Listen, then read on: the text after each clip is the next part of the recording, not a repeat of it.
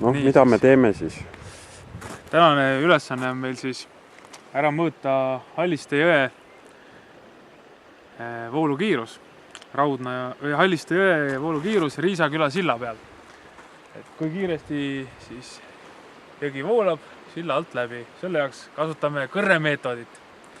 Kõrremeetod on selline suurepärane lihtne meetod.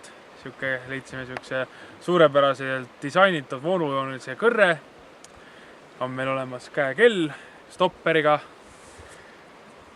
Laseme kõrre vette, paneme kella käima ja siis, kui kell on teisel pool silda veest, kõrs on välja tulnud teisel poolt silda, siis paneme kella kinni.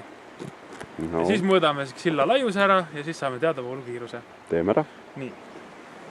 Kõrs läheb teele. Vaatame, et rohkem sarnaseid kõrsi tee peal ei ole.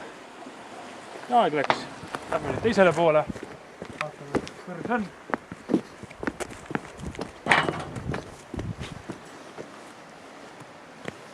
Tuli. Nii. Mis meil siis näitab? 10,6 sekundit. See peale nüüd mõõdame ära silla laiuse.